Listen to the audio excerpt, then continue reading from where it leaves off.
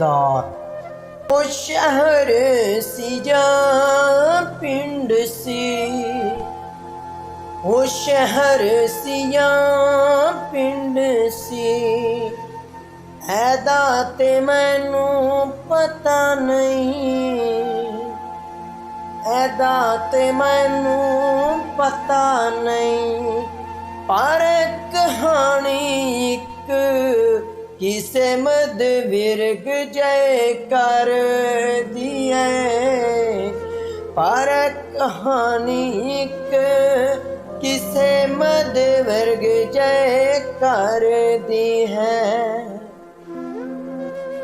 जिस दियां इट्टां दे विच सदियां पुरानी गठन सी, ते जिस दी ओथंदी चुल ते ओ मावा दा दूध सी, और रिजदा नोहां तियां दे लाल चूड़े दो कु दिन लई छनक दे, ते दो कु दिन लई चमक दे, ते फिर मैल जाप दे,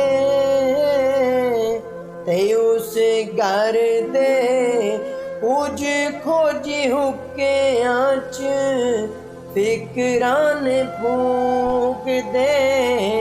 जानित निमियां माच दे पग्गां दी इज्जत दे वास्ते, और रात सारी सारी जाग दे, और रात सारी सारी जाग दे।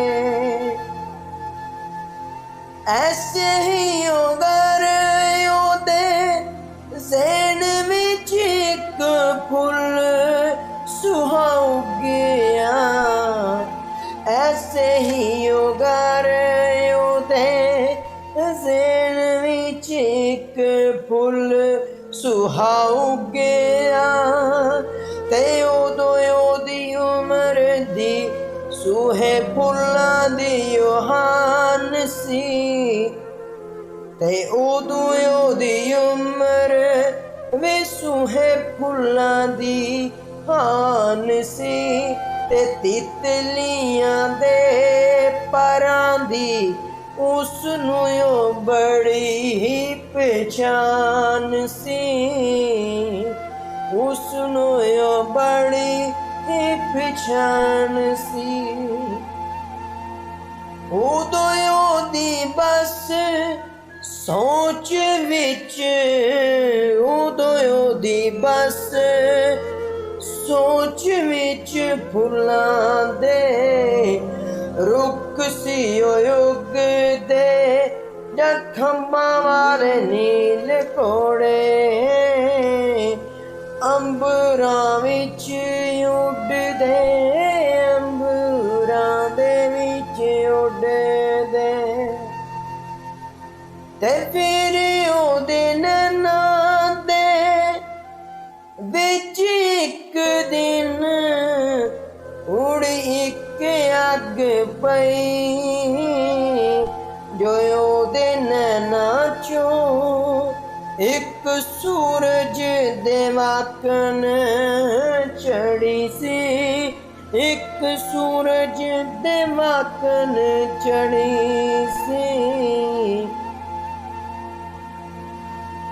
ते किसे ही होर दे नैनां इच जाके डूब गई, ते किसे ही होर दे नैनां इच जाके डूब गई। हुण सदा ओदी सोच विच, हुण सदा ओदी सोच विच दर्दां दा बूटा उगदा,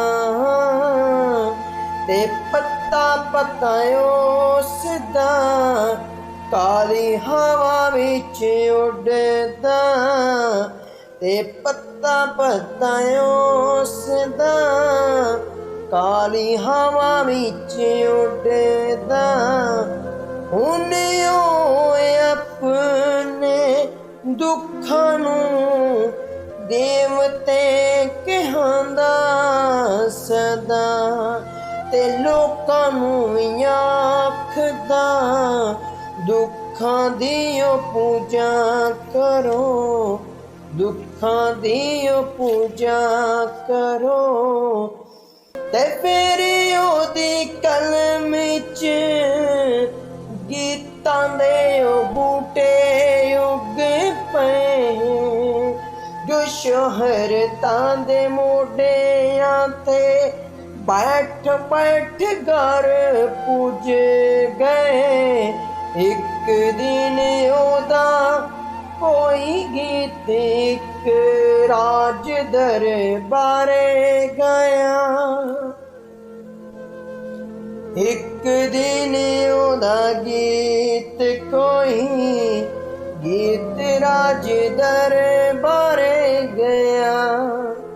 ਉਸ ਮੁਲਕ ਦੇ ਬਾਦਸ਼ਾਹ ਨੇ ਉਸ ਨੂੰ ਸਿਵਾਵਾ ਕਿਹਾ, ਤੇ ਸਾਰਿਆਂ ਹੀ ਗੀਤਾਂ ਦਾ ਮੁੱਲ ਕੇ ਪੰਜ ਮੋਹਰਾਂ ਮਿਲ ਪਈਆਂ। ਤੇ ਸਾਰਿਆਂ ਹੀ ਗੀਤਾਂ ਦਾ ਮਿਲ ਕੇ ਪੰਜ ਮੋਹਰਾਂ ਮੁੱਲ ਹੈ ਪਿਆ। ਹੁਣ ਬਾਦਸ਼ਾਹ ਸਮਝਦਾ ਹੈ ਗੀਤ ਸ਼ਾਹੀ ਗੀਤ ਹੈ। ਹੁਣ ਬਾਦਸ਼ਾਹ ਸਮਝਦਾ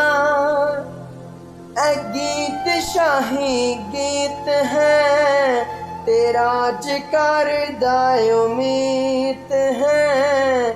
ਤੇ ਪੰਜ ਮੋਹਰਾਂ ਲੈਣ ਪਿੱਛੋਂ ਲਹੂ ਇਸ ਦਾ ਤਸੀਤ ਹੈ, ਲਹੂ ਇਸ ਦਾ ਤਸੀਤ ਹੈ। ਪਰ ਇੱਕ ਦਿਨ ਉਸ ਰਾਜ ਪੱਥੇ ਤੇ ਇੱਕ ਨਾਰਾ ਵੇਖਿਆ, ਤੇ ਸੱਚ ਉਸ ਦਾ ਸਿੱਕਿਆ। ਉਸ ਮਾਂ ਨੂੰ ਰੋਂਦਾ ਵੇਖਿਆ, ਤੇ ਬਾਪ ਰੋਂਦਾ ਵੇਖਿਆ, ਤੇ ਬਾਦਸ਼ਾਹ ਨੂੰ ਉਸ ਪਿੱਛੋਂ ਗੀਤ ਨਾ ਕੋਈ ਵੇਚਿਆ। ਤੇ ਬਾਦਸ਼ਾਹ ਨੂੰ ਉਸ ਪਿੱਛੋਂ ਗੀਤ ਨਾ ਕੋਈ ਵੇਚਿਆ। ਤੇ ਪਿੰਡਾਂ ਦੀਆਂ ਸਭ ਮੈਲੀਆਂ ਝੁੱਗੀਆਂ ਨੂੰ ਮੱਥਾ ਹੁਣ ਟੇਕਿਆ, ਮੱਥਾ ਹੁਣ ਟੇਕਿਆ। ਹੁਣ ਉਹਦੇ ਮੱਥੇ 'ਚ ਤਲਵਾਰਾਂ ਦਾ ਜੰਗਲ ਉੱਗ ਪਿਆ ਏ। ਉਹ ਸੀਸ ਤਲੀ ਤੇ ਰੱਖ ਕੇ ਤੇ ਰਾਜਗਲ ਵੱਲ ਟੁਰ ਪਿਆ ਏ। ਹੁਣ ਉਹਦੇ ਮੱਥੇ 'ਚ ਤਲਵਾਰਾਂ ਦਾ ਉਹ ਜੰਗਲ ਉੱਗ ਪਿਆ ਏ। ਉਹ ਸੀਸ ਤਲੀ ਅਤੇ ਰੱਖ ਕੇ ਤੇ ਰਾਜਗਲ ਵੱਲ ਟੁਰ ਪਿਆ ਏ। ਹੁਣ ਬਾਦਸ਼ਾਹ ਨੇ ਆਖਿਆ, ਹੁਣ ਬਾਦਸ਼ਾਹ ਨੇ ਆਖਿਆ, ਐ ਗੀਤ ਨਹੀਂ ਗਦਾਰ ਹੈ। ਤੇ ਬਾਦਸ਼ਾਹ ਦੇ ਪਿੱਠੂ ਮਾਨੇ ਆਖਿਆ ਤੂੰ ਬਦਕਾਰ ਹੈ।